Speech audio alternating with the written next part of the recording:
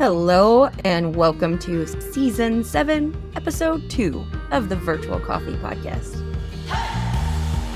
I'm Bekah, and this is a podcast that features members of the Virtual Coffee community. Virtual Coffee is an intimate group of developers at all stages of their coding journey, and they're here on this podcast sharing their stories and what they've learned. And we're here to share it with you. Here with me today is my co-host, Dan. What up, Beck? How's it going? It's going. Good. Hi. Yeah, we have an awesome episode for y'all today. We're talking to Joe Karow. Joe's been a member for a while, and he's been pretty involved in the community, and he's a really great guy. And we had a lot of fun talking with him. Joe has been an active volunteer for a while. He's done things like run our JavaScript coffee table group.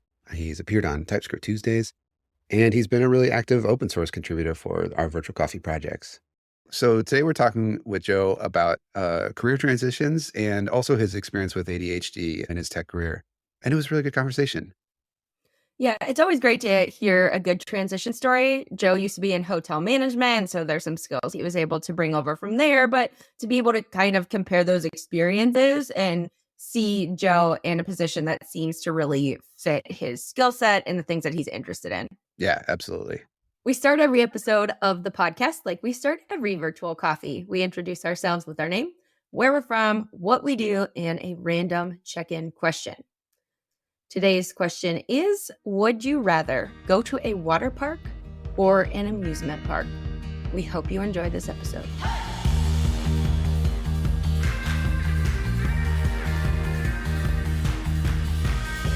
My name is Bekah.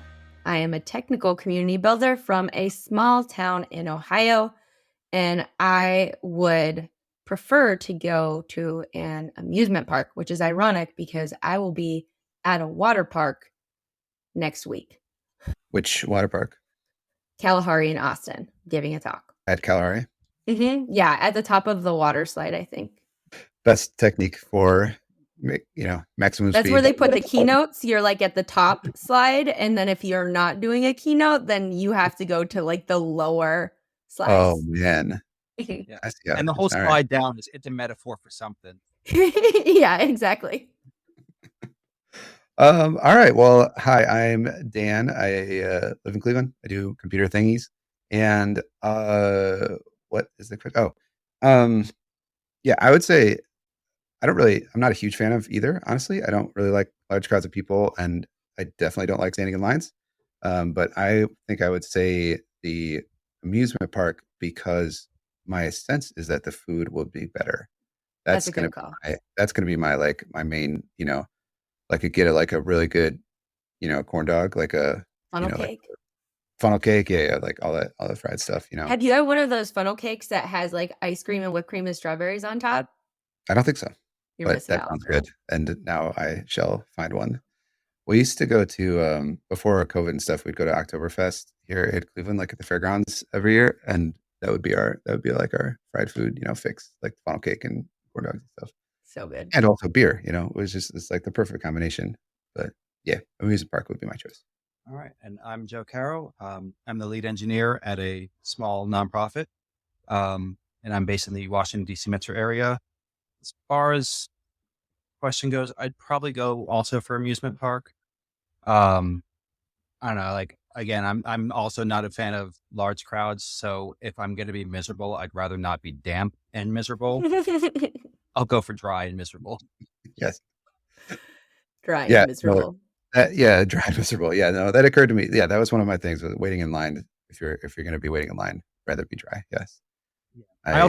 I got my fix of all those because like I grew up in Tampa, Florida. So the default school trip for anything was Busch Gardens. I think it was like my sophomore year in high school, just based off of like, different departments like that. I think I went to Busch Gardens 6 times in the same year for school trips. Oh my gosh. Yeah. Yeah, we did a lot of that's impressive. 6 times. Did you do Cedar Point, Dan? Yeah, a lot of Cedar Point. Yeah, was there a lot of times as a kid. I think the last time I was there, I got really bad food poisoning. It was like a field trip. My dad had to come pick me up and stuff. Oh. So uh, I refuse to try to think about which food, what caused it, so that, I've had, I haven't, I don't think I haven't not been back to Cedar Point because of that, like I would go again, but yeah, it was not that fun. We had Yeah. Kennywood, so it's in Pittsburgh, Oh which yeah. is fun. I've driven past But there. I used to love the roller coasters like back in the day when I was younger. And now having kids and like doing roller coasters with them, I find them very terrifying. And also now, like, Yeah. we're older, we get back and neck problems. Yeah. All right. So I think the takeaway from this is we are all boring. Don't go to the amusement park with us. We would rather be dry and boring than damp and boring. Right. And one of us will hold your bags. Welcome, Joe. It is good to have you here on the podcast. We always like to start off with your origin story. But first, I have asked you to choose one word to describe your developer journey. So let's get started with that. I don't know. It's somewhere between chaotic and good. I didn't really expect Nerve-wracking is what you sent to me. There we go. Yes. I didn't really kind of aim to be a career changer. It just kind of happened. Because prior to this, I was in the hospitality industry, kind of wore several hats in that. So I started off doing front desk, which is like people all the time. You're there to solve everybody's problem. And then I moved over to finance and kind of worked my way up, through the ranks at that. And I was still just solving everyone's problems, but it was just internal ones. But with COVID, the industry just went into disarray, and it was not enjoyable anymore. So I had decided to take a break. And then at that point I was like, what do I want to be when I grow up? And it's always fun asking yourself that question, at the age of like 37. And it was just something where I kind of started looking, into web development, because I've always messed around with technology. I actually did web development like when I was like high school, middle school, like literally back. I actually found one of my old websites, which is somehow still up from 1999. Oh, nice. We would like a link to include in the show notes. Never gonna happen. Never gonna happen. But I'll tell you right now, when that site meant free hosting for life, they meant it. Yeah, that's impressive. That's awesome. But yeah, so I kind of settled on web development. It was, I kind of talked it over with family when I went back for holidays and was, chatting with them, and came back in January, and I was like literally getting ready to like pull the trigger on doing one of those multi-$1,000 boot camps. And I stumbled upon a Reddit post for 100 devs. And I was like, well, let me try this first before I go and I, commit to money I don't have. Because I figure if it doesn't work out, the only thing I've wasted is time. And that was the one thing I had plenty of. So yeah, going through that, it was really well, the way it was done. And I think the biggest part about doing that versus doing like the whole kind of free code camp Odin project thing is having that community around you. Because when you're just there by yourself, you're like, is this really what I'm supposed to be doing? And you don't really have anyone kind of like holding you accountable or like in the trenches of misery with you whenever you just can't figure something out. So at least you can, kind of be like, oh, well, I'm not the only one who can't figure this out. So it's not just me. And then I happened upon this job, and I've been working here since about Labor Day. So going on like a little over 4 months now. And I love it. Nonprofit life. It's slow. It is laid back. Everyone is super nice. So it's like a really big change from like the chaotic world of hotels where everyone's like, I need this and I need this now. So we'll get to it. That's really nice. And I really appreciate the thing that you were saying about learning with a community of people and not feeling like, oh, I'm the only one that doesn't know this. Like the ability just to know that you're not the only one that doesn't get it is somehow really motivating in a lot of different ways. Yeah. And this is probably not going to sound right, but like, it's always nice to kind of sometimes you go and you're seeing like how other people are struggling. You're like, well, at least I'm not there. Yeah. I'm doing better than someone. Yeah. No, I think like all of us have kind of had that feeling too, though, especially when you're really struggling a lot and you're like, okay, I know I shouldn't take joy in this, but this is what I need to motivate me right now. It's kind of like, watching Hoarders. We're like, all right, my house really isn't that bad. I want to jump back to your word to describe your journey a little bit more and see if we could dive into that a little bit. So nerve-wracking, right? So as you're going through this developer journey, this learning process, and as a career changer and somebody who's not doing it in their early 20s, how do you think that kind of like impacted that journey? And how were you able to get through it when it felt so nerve-wracking or chaotic? I think the biggest thing was going to be like anticipating the imposter syndrome, because I've already experienced it like with other roles, like especially right around like kind of promotion time, and you're like sitting in your new office and you're like, man, I wonder how long it's going to take for them to realize that they've made a massive mistake by doing this. So I think it was just kind of like nerve wracking of like, you know, anticipating that imposter syndrome, because I knew it was going to come whatever job I had landed at that point.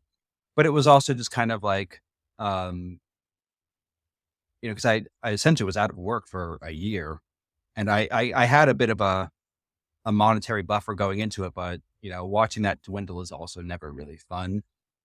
So I managed to kind of luckily get the job right around the same point where I was like, all right, things are getting kind of tight right now. So it was just kind of like just nerve wracking life of like, am I gonna, is this all gonna work out in the end? Like, I don't want to have to like, start selling plasma or something.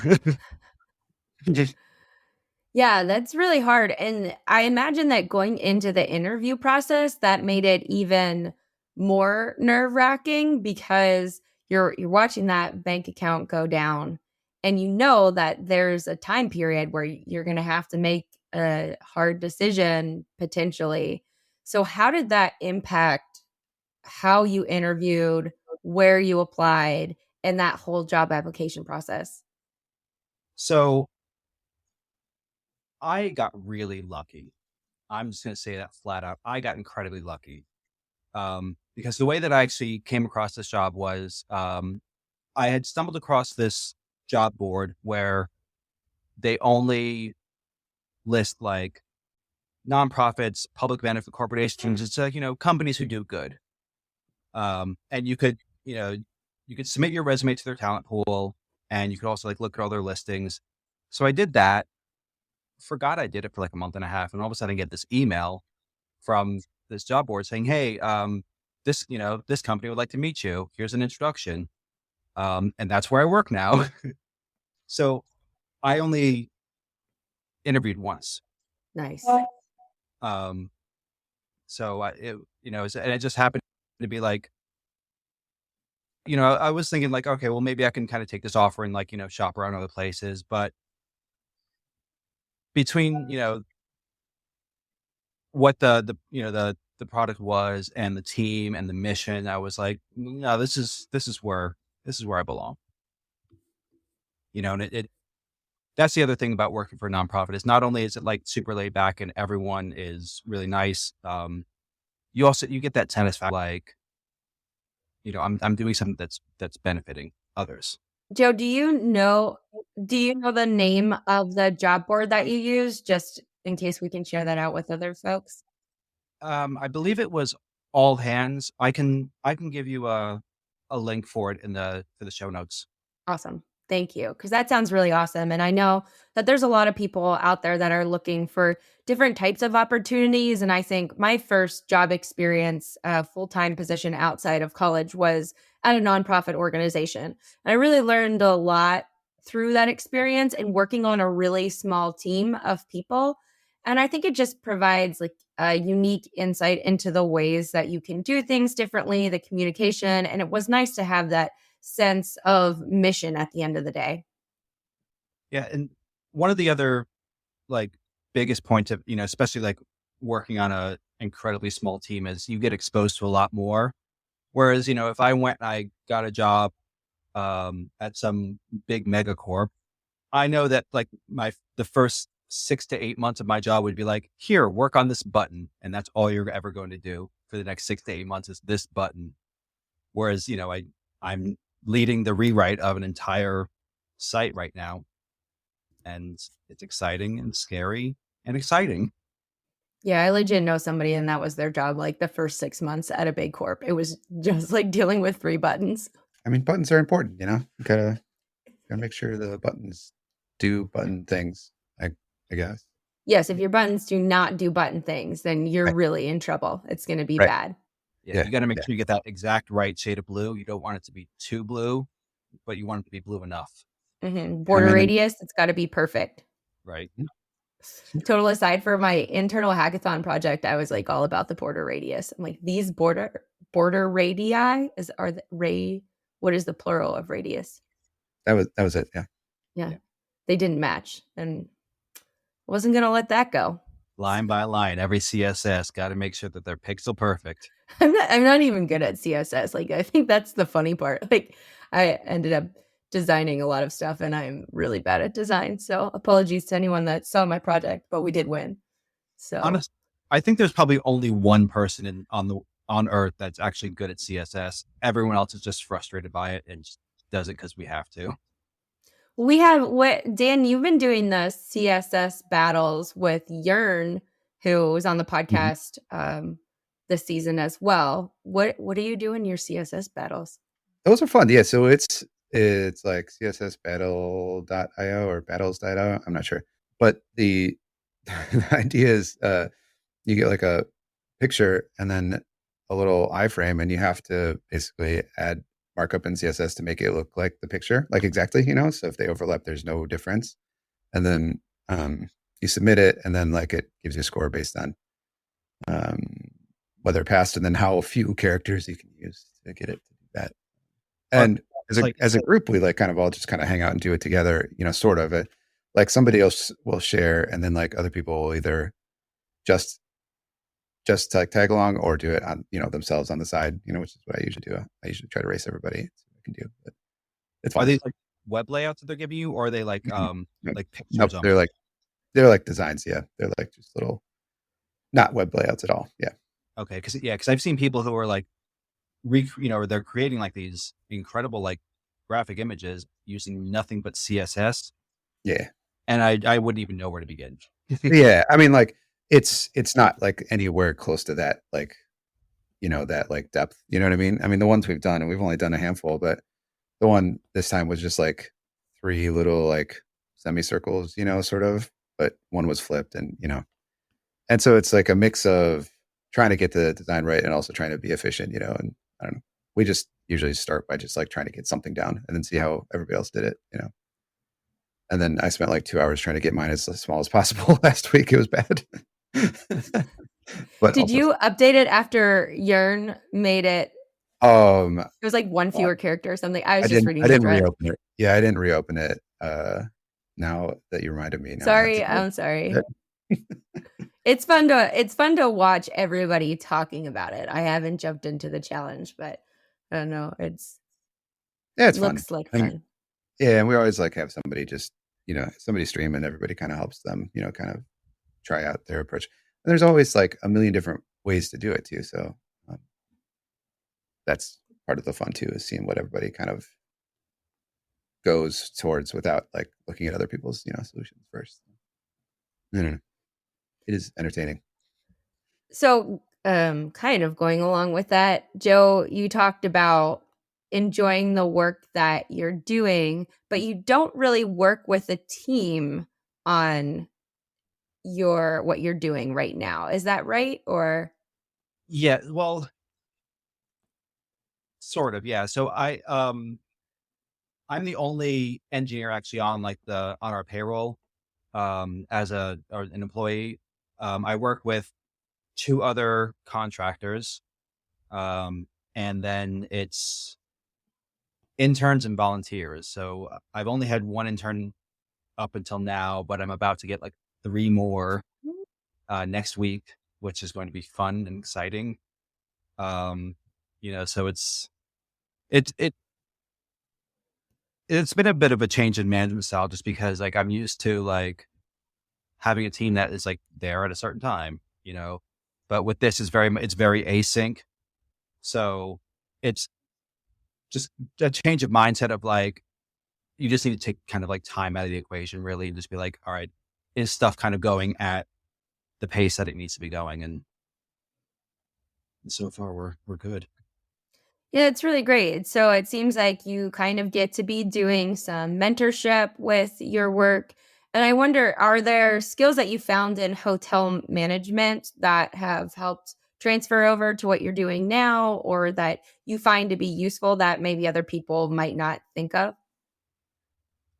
I feel I mean, it's mainly like the situation management was probably like my biggest takeaway. Just because for like the longest part of my time in hospitality, I was managing more situations than I was people.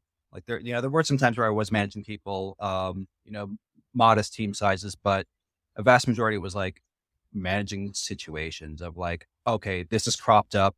How do we fix this?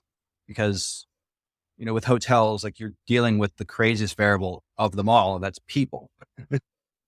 uh, It's true. so it's a lot of like on the fly problem solving. And I think that lends itself into development because yeah, bugs crop up and, sometimes you got to get real creative. But, Yeah. you know, but other than that, like with, people management, I was also kind of very lucky because with the team that I did have, um, it was a very diverse team. Mul- you know, Everyone from different cultures, different countries, different ages. Um, but it was great because we got along together as like people. And Mhm. I think that's the biggest asset to a team is like when you can all just get along, just casually and, with each other, that just kind of makes everything else fall into place. Um, yeah. Cause like I don't know, my management style is like, I'm not very hard on people. Like I just treat people like people. And I think that's really all you can do. Yeah, absolutely. And I'm going to back up in time a little bit because you went through 100 Devs bootcamp. Yep. And so, for anybody that's not familiar with 100 Devs, can you dive in a little bit more into how that's run, what the community looks like, and what your experience was with them? Yeah. So, 100 devs, so I went through the second cohort, but it initially started, the first cohort was, I want to say it was like October-ish of 2020. So there's this guy named Leon Noel. He actually works for a nonprofit called Resilient Coders by day. What Resilient Coders is, they're also kind of like a boot camp, but they work within certain community. I think they're in like Boston, Philadelphia, and maybe somewhere else. But they work in trying to kind of help people from like economically disadvantaged backgrounds, and just also bringing a lot more diversity into the tech world. So they work with a lot of people of color and stuff like that, and just offering those resources. Um, it's I think it's like heavily. I don't know if it costs anything or if anything, it's heavily subsidized. But it's more than just like here are the buttons to press and here's how JavaScript works. It's the total package of like, all right, here's how to code, but here's how to interview, here's how to network, here's actually how to get your foot in the door. So he took a lot of that and brought it into 100 devs. So we just kind of brought it online, without borders, basically. And everything is 100% free. If anything, if you do 100 devs correctly, even before you get a job, you're making money. Because one of the things that happens through that is, there's a whole section on freelancing. And one of the assignments is you have to go out and you've got to get a freelance client. He's like, I want a signed contract and it's got to be worth at least X amount of dollars.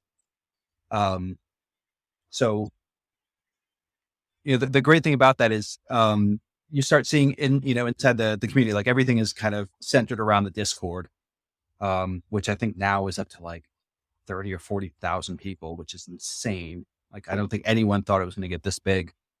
But you start seeing people like celebrating, like, hey, like I got $2,000 to do just this. And people are like, what? Can I charge that?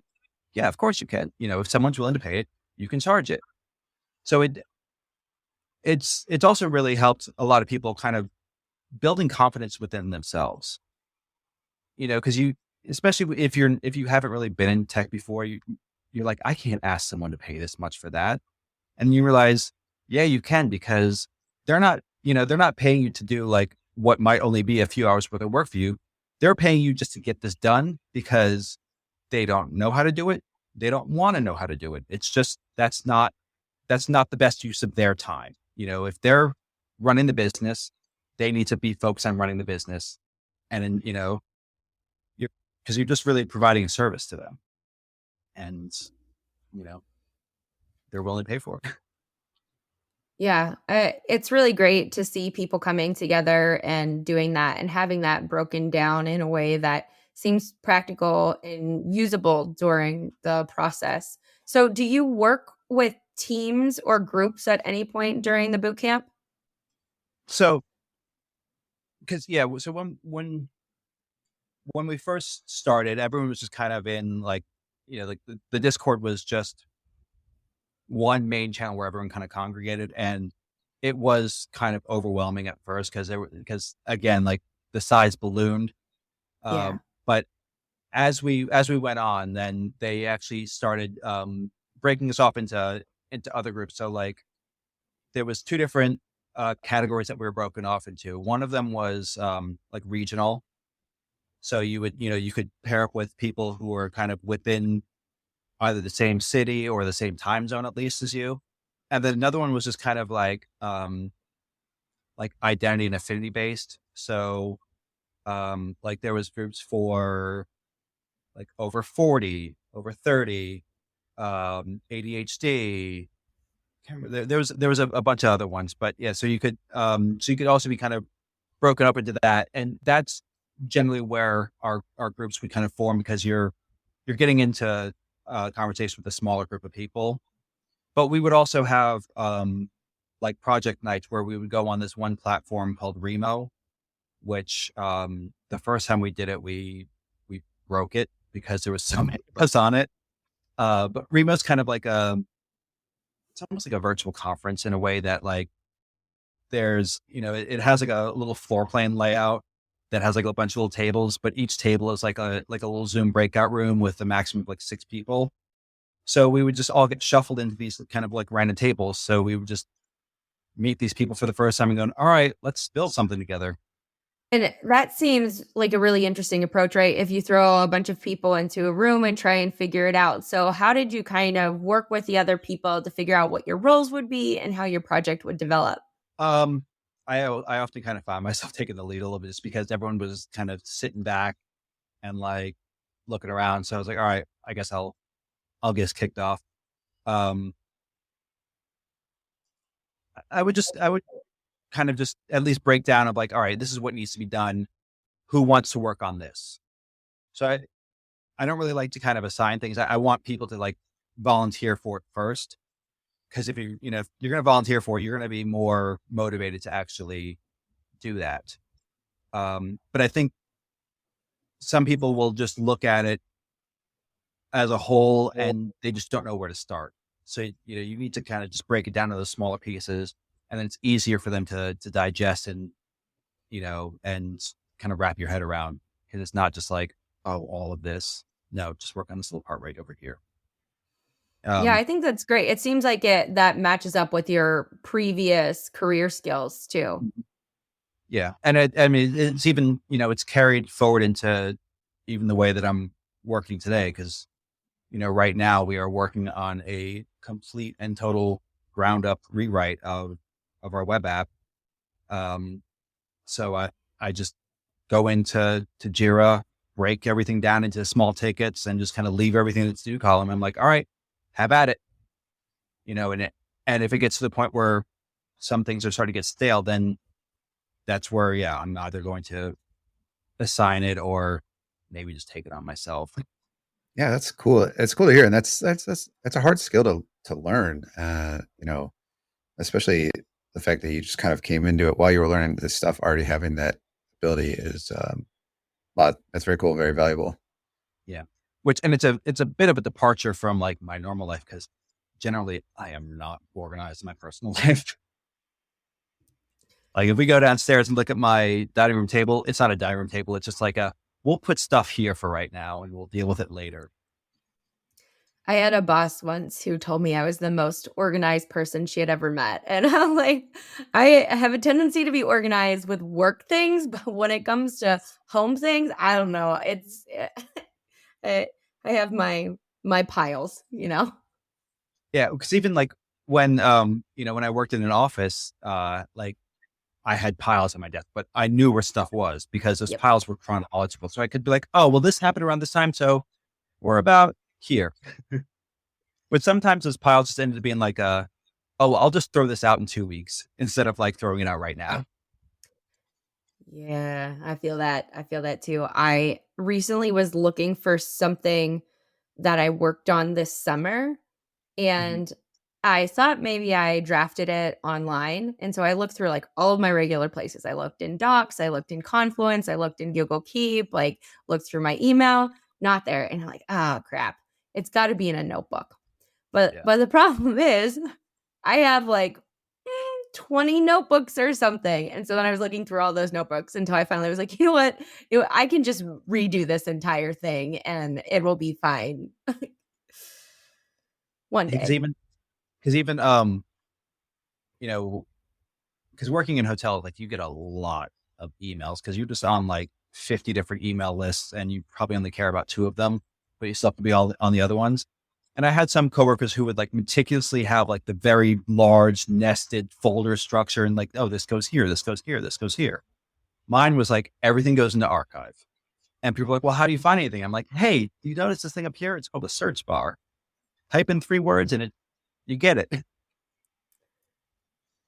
Yeah, that when Gmail came out, because it wasn't really an option before that. You had to you only had a certain amount of space that you could have on your email, whatever, and so you had to make all those decisions. Yeah, and then Gmail came out and was like, here's a gigabyte of storage, which doesn't sound like much now, but then it was Back then, yeah. big deal. And yeah, I did the same thing. And Emily is the same way. My wife has, nested folders and labels and all these automations and stuff. And I'm just like, I'm lucky if I even archive it, but the search is like the key for that, obviously, being able to. Yeah. Well, sometimes you get to a point where you're just like, all right, I'm just going to select everything from here down and just put it to the archive. Because if I haven't looked for it or at it yet, I'm probably not going to. Yeah. Oh, that's this sort of thing is, I think, pretty common. I don't know. I have ADHD and I know Bekah does too. We've talked about it a bunch on the podcast, but I think it's pretty. I think 3. Okay, good. So I knew you did, but I didn't want to like really, sort of diagnose you on the podcast. But it's a very common thing, I think, with people with ADHD is like we learn these coping mechanisms, all these different things, ways to be successful at what we do, but like our brains aren't still like set up like that. And so lots of times we all have these areas at home or wherever, where it's not as vital to be on top of everything, right? Nobody is going to be, I don't know, losing money or something if my clothes aren't picked up, you know what I mean? Like right away or whatever, And so I've been learning about these coping mechanisms and things like that. And like even identifying things as coping mechanisms. Since we diagnosed my son got diagnosed recently with ADHD as well, and so like I'm now like relearning about all a lot of this stuff, from kind of a different perspective. It's really interesting. Yeah, and because like I'm actually, I'm one of the like late in life diagnoses. Like I only got the formal diagnosis back in like April of 2022. And I think it's, because before, really before the pandemic, I just felt like everything was just so busy and chaotic, and that was just the way that it was. And then when, like the pandemic happened and like everything's kind of shut down, and you just kind of like, your entire existence was like disrupted, and you're just kind of sitting around watching Netflix and thinking way too much. And then, a lot of like self-reflection, you're just like, maybe things don't always have to be this difficult. Because I know that there's been a big spike in diagnosis since the pandemic. And I think that's just been a big pattern of like, people just had a lot of time to like sit back and just kind of reevaluate things and going, this isn't as hard as it is for me as it is for everyone else, Yeah. I Yeah. Yeah, for sure. I probably mentioned this on the podcast before, but Dan was telling me about his ADHD experience when I was working for him. And he was saying things and I was like, oh, that's not how everybody does it. Like in my mind, I had like no idea. It was totally off my radar. And I remember telling my sister-in-law when I got diagnosed, I was like, yeah, I got diagnosed with ADHD. Or no, I said, I think I might have ADHD. And she was like, oh, you didn't know? I was like, oh. Yep. No. No, I was diagnosed, in like 2019, but exact same thing, except with Emily, with my wife. I was like, I kind of think I have ADHD. She's like, oh, I just thought you knew. Like, no, I didn't know. I don't want to bring anything up. She's just like, yeah, I know. I just, it's, I don't know. It is a very interesting experience. And so, when the pandemic hit, that was when I was like really learning about it for the first time, and kind of finding other people to talk to about it and all of that stuff. Well, also, because we're all, around like the same age. So when, we were younger and in school, like ADHD really wasn't thought about unless you were like that kid that was just bouncing off the walls. But, like, because one of the, the things that was like, oh, well, you're doing well in school, you can't have it. Or like, it was also very gendered, like, oh, girls don't have that. That's only a boy thing. Yeah. And a lot of that is because that bouncing off the walls thing was the only, like, it was being disruptive in different environments was like the only basis for diagnosis before. Yeah. And it's gendered because of that, because women are taught not to do that much more than boys are, the girls and boys, I guess, when they're kids in America, unfortunately, and so, yeah, it's a weird thing, but it seems like it's been changing a lot more recently, and I hope it continues to improve, because I think, I have personally found being diagnosed very valuable. It's been like a interesting and not always easy journey, but yeah, I don't know. I think the biggest thing is it helps you at least kind of rationalize what's happening inside, and I think also, like, and the fact that you were able, that your son was diagnosed, you actually have the ability to make sure that his life is not going to be as difficult as yours was going through, like, like that period of school, cause like, I just remember of like always getting like harped on, be like, why are you waiting to the absolute last minute? You've had a month to do this. Why are we doing this the night before? I'm like, because this is how it gets done. And I'd always get it done. It was painful while I was doing it, but it always got done. Yeah. I can't always say that the same, my personal experience of actually ever getting things done, but for sure procrastinating. Yeah. And like, and back to what you said about like trying to provide stuff for my son, for Bennett, it's like I don't want him to have that experience, and I didn't know why. Like, I couldn't do homework, and my parents were, like good supportive parents, like kind of disappointed about my grades were awful. My test scores were really high and my grades were bad. And it's like now a pretty like typical, I think, a very common anyway, sign or whatever of undiagnosed ADHD. But it's just like I still don't know how to do homework. I don't know how to get people to do homework. Like, so part of this was like getting some tools for me to like help him, because I don't know what the right solution is. He has also he's in first grade and has homework, which is just like killing me. Like I my first instinct was like, no, we're not doing this at all. We're just not doing that. But I feel like that's probably not a good way to start the whole school career thing. So Right. You're like, you synced off on him. We're like, oh, we can wait till later to do that. yeah. But Or at the very least, you can communicate on his behalf to people, because especially with like kids, they don't know what's going on or what's happening or why it's happening, or in the case of one of my kids, they don't really care why it's happening. They're just having a good time, So like trying to break that down and communicate with them and communicate with teachers as needed, I think goes a long way to help everybody be on the same page and your kids feel supported. Yeah. And I mean, probably the other biggest, valuable thing is just the fact that like you can help him understand like what's going on in his mind. Because I don't know about, for you guys, but like, back then it was like, if you're procrastinating, that's because you've chosen to procrastinate. That's the way it was drilled into you. Like, why are you choosing to make things harder for yourself? And you're like, I'm not. Like, it doesn't exist in my mind until like now, tomorrow.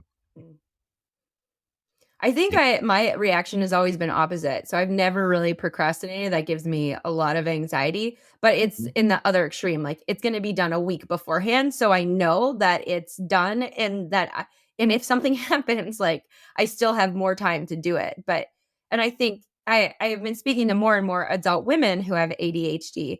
They all got good grades in high school. They weren't disruptive. So, a lot of like the common markers are not the issues. And a lot of it comes down to interpersonal communication, relationships with other people, and like recognizing that for me made a huge difference in how I communicate with other people, how I understand myself, how I understand social situations, because I always used to say I was a shy introvert, and I'm not really sure. I think I'm just a shy ADHD person. Like introvert and extrovert don't really serve me anymore, because I think that there are times where the ADHD energy comes out when I'm in social situations, and that feels very extrovert. But there are other times where I think having to like behave in ways that are socially acceptable and not ADHD behaviors becomes really exhausting, which would be something that somebody might classify as being an introvert. So I'm not really sure where I stand on that, but I think what's been helpful to me, at least right now, is recognizing like, all right, if I have to be in a crowd of people where I have to behave in these ways, I'm going to be really tired after that. Or if I'm going to be I'm always exhausted after giving a talk. And I think it's because I have to stay focused for that amount of time, And after that, I'm like, all right, I just need to go like sit in a chair somewhere and be by myself for a little bit, regain that energy before I can come back out. But I think that that's really driven by the ADHD part of my brain. Yeah. Like, I think like with like public speaking, not only do you have to like stay focused, but like the fact that you have like everyone looking at you, it's hard not to like, like let your mind break away going, well, what is that person thinking about me? What is that person thinking about me? They hate this, but they love it. Yeah, this was the whole thing. Last year, Dan came to my talk at KCDC on TensorFlow JS, and I really struggled. There are people that got up and walked out, which is like normal. Like people Right. do that, but I just could not recover from those moments and I just like felt terrible about the talk for the rest of the day. Didn't matter what anybody else said to me. Yeah, because in your mind, it's not like, oh, they need to go to the bathroom. You're like, they hate me. the whole rest of the room stayed and enjoyed the talk too. It doesn't matter. Those people don't matter. Right. Yeah, I'm glad that we're talking about this like less than a week before I'm going to give a talk, because now I'm going to be super anxious about it until then. Yeah. But I think, at least kind of knowing it, you can kind of model, like design your behavior around it. Like, like you're saying about being in, in large crowds, like, all right, I'm not going to do well with this. So you can at least plan like, all right, I'm just going to go, take a walk off somewhere else, somewhere else and just take some deep breaths and just kind of center myself. And then I can go back in there refreshed instead of just trying to like hammer through it all in one go. Yeah.